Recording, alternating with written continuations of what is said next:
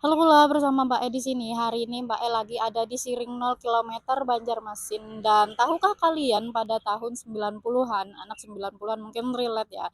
Di tahun 90-an Siring 0 km ini sering disebut sebagai Pantai Jodoh Banjarmasin.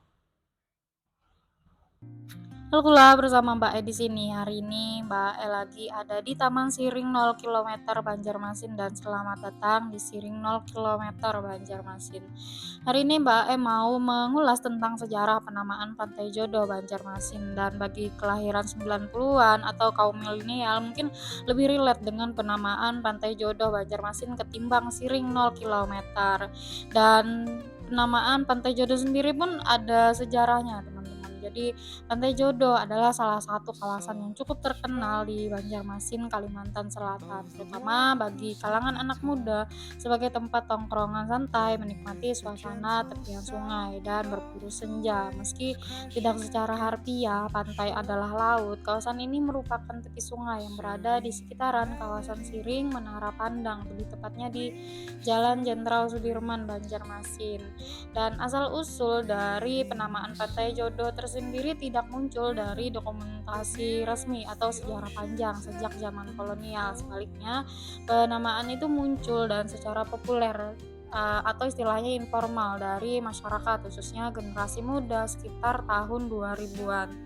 Dan memang ada beberapa versi penamaan dari Pantai Jodoh tersebut.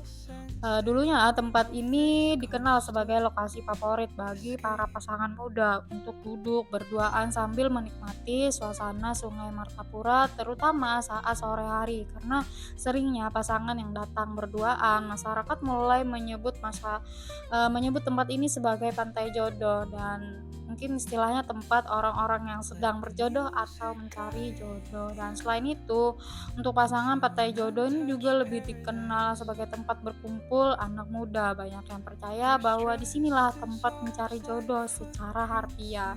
Artinya pengunjung bisa bertemu atau berkenalan baru dengan gebetan.